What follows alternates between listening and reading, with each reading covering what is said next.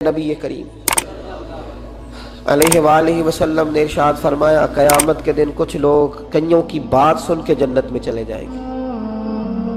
اللہ تعالی ہماری پردہ پوشی عطا فرمائے۔ کہا کچھ تبلیغیں کرنے والے دوزخ کے دروازے پہ کھڑے ہوں گے تو وہ جنتی کہیں گے کہ مولانا پیر صاحب ہم تو آپ کی بات سن کے جنت میں جا رہے ہیں، تو آپ یہاں کیوں کھڑے ہیں؟ تو وہ کہیں گے آئے افسوس میں کہتا تو رہا پر عمل نہ کر سکا۔ میں عمل اس سے مراد صرف ممبر میں بیٹھنے والا مولوی نہیں، اس سے ہر وہ شخص مراد ہے جو نصیحتیں تو بڑی کرتا ہے، لیکن خود عمل وہ بہت بڑا الفاظ کا ذخیرہ رکھتا ہے، پر عمل کے لیے 2 سجدے بھی صحیح طریقے سے دے سکتا، پھر وہ استغفار کرے، پھر وہ اللہ کی بارگاہ میں معافی مانگے، پھر وہ توبہ کرے، اس لیے کہ جو جتنا بڑا ہوتا تھا نا اس پہ خشیت بھی اتنی زیادہ طاری ہوتی، اس پر خشیت بھی اتنی جتنا حضرت عمر فاروق رضی اللہ تعالیٰ عنہ کو زخم لگ گیا، شدید زخم لگا، آپ بڑی زیادہ خون بہہ گیا ہے، بہت سارے صحابہ آپ کے گرد جمع ہو گئے، حضرت عبداللہ ابن مسعود بھی آ گئے، تو جناب عمر رونے لگ گئے۔ اب تو رونا آتا ہی نہیں لوگوں۔ حضرت محی الدین ابن عربی کہا کرتے ہیں جس کو پورا ہفتہ ہو گیا ہے نا وہ طریقت کا مسافر بھی، جاگ رہے ہیں آپ حضرات؟ کہتے تھے جس کو پورا ہفتہ ہو گیا نا طریقت کا مسافر بھی ہے، پر اللہ رسول کی یاد میں رویا نہیں۔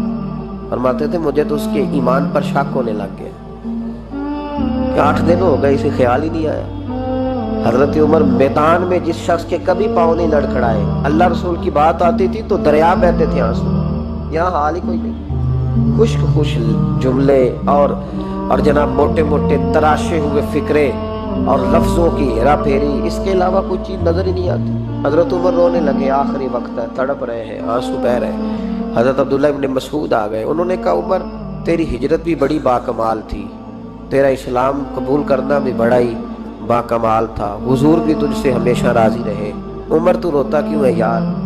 بات تو یہ ہے کہ جب تو نے خلافت سنبھالی تو پھر تیرے طریقے بھی باکمال ہی تھے، اور جب تو میدان میں اترتا تھا پھر بھی تیرے معاملات باکمال تھے، اور جب تو مال غنیمت بانٹتا تھا پھر بھی تو باکمال، یار ہر موقع پہ تو باکمال تھا، تو جاتے دفعہ روتا کیوں ہے؟ ان کا استغفار دیکھو، ان کی توبہ دیکھو۔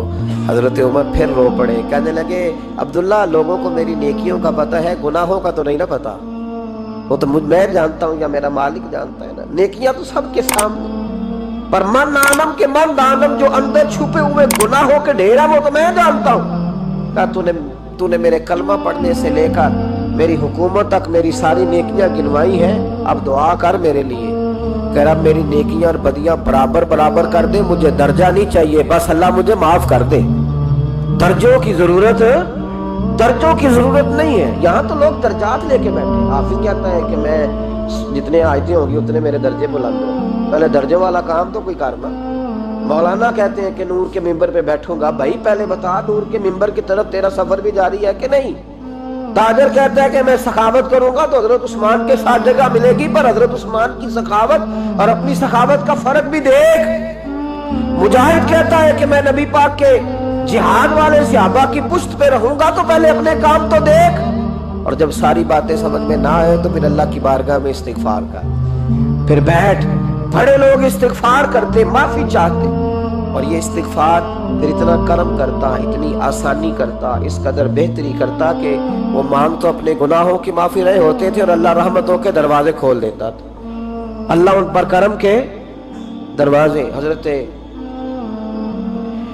امام حسن کے پاس ایک شخص آیا، حضرت امیر معاویہ میں بیٹھے تھے، تو اس نے امام حسن سے آ کے کہا کہ حضور اولاد نہیں ہے، کوئی دعا کر دے۔ تو جو ہے میری بات پر، اب بھی لوگ پیروں کے پاس آتے ہیں نا ماشاءاللہ سے، اللہ خیر فرمائے، پیر صاحب اگر وظیفہ بتائیں تو وظیفہ چونکہ پڑھنا پڑتا ہے وہ کام مشکل ہے، زیادہ تویز تو پیروں نے بھی اب ماشاءاللہ بڑی ترقی کر لی، انہوں نے بھی تویز چھپوا کے رکھ لی ہے، کون لکھے اتنے تویز، جو کہ ہر مرید کو تو تویز چاہیے، انہوں نے نا جی تویز پکے چھپوا لیے، کچھ نے مورے بنوا لی ہیں، تو دیکھتا رہتا ہوں، میرا شعبہ ہے نا، میں دیکھتا رہتا ہوں کہ مور لگائی، اس کو باندھا، اللہ خیر کرے۔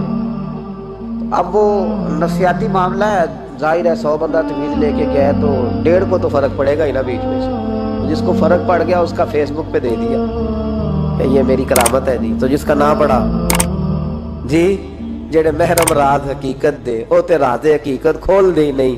ਇਹ ਜਿਨ੍ਹਾਂ ਵੇਖਿਆ नहीं वो करन गल्ला, जिन्हें वेख लिया वो तो बोलते ही नहीं। हमारे एक हजरत थे तो उनके पास हम बैठे थे, नेक आदमी, तो तवीज़ दिया तो मुरीद कहने लगा हुजूर दोबारा कब आऊँ? कहने लगे फर्क पड़ गया तो आ जाना, नहीं तो कहीं और चले जाना।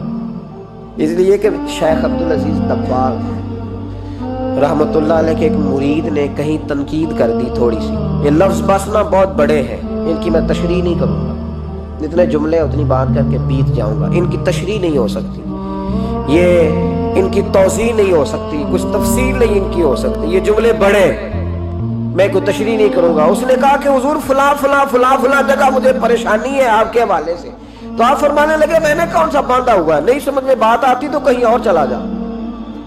बांध के रखा नहीं, दरवाजे खुले हुए, कहीं और चला जा, खत्म हो गई बात। तनकीद करने की जरूरत छुट्टी, इसलिए कि वो लोग बुत नहीं बनाते थे कि बस इधर ही पूजा करनी है कि कहीं और नहीं जाना।